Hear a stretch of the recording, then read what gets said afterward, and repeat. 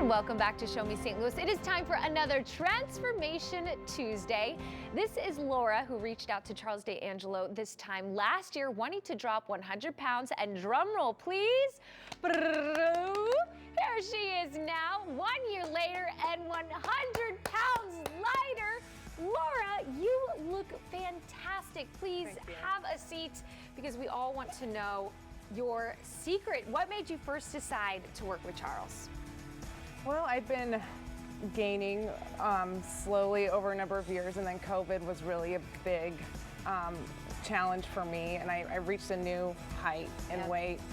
And it was spring break of 2022. I went to Utah, where I'm from, with my son, and he wanted me to ski with him. This is something I grew up doing, and I was so heavy, I just didn't feel like I could do it. I felt physically like I could break something. I didn't want to try to get into boots.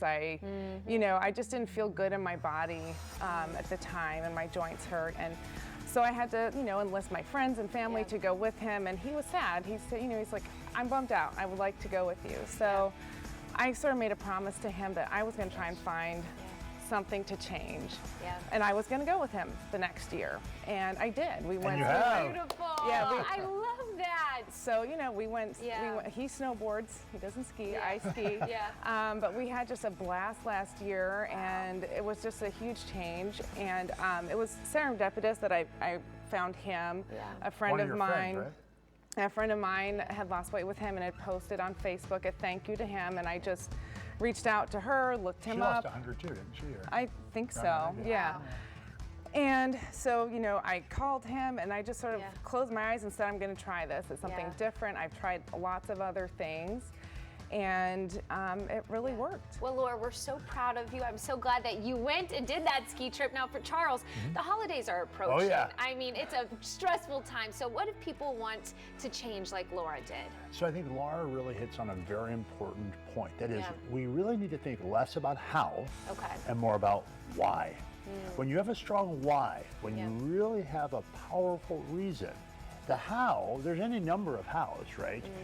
How many books, how many exercise programs, how many trainers, how many gyms? I mean, there's all sorts of hows. That's not really what gets a person where they need to go.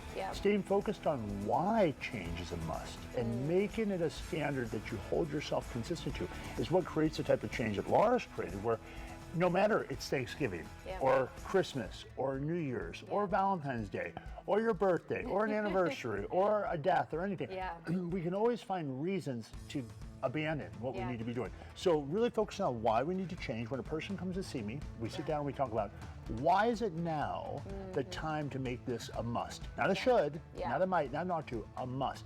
And then we come up with a strategy, all real food, right? So all grocery store food. And the only exercise a client's required to do is walking on the treadmill.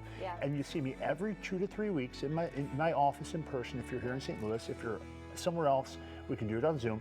And we're constantly making sure that we're making changes to the program based upon the progress you're making. Then once you get to your goal, then what happens?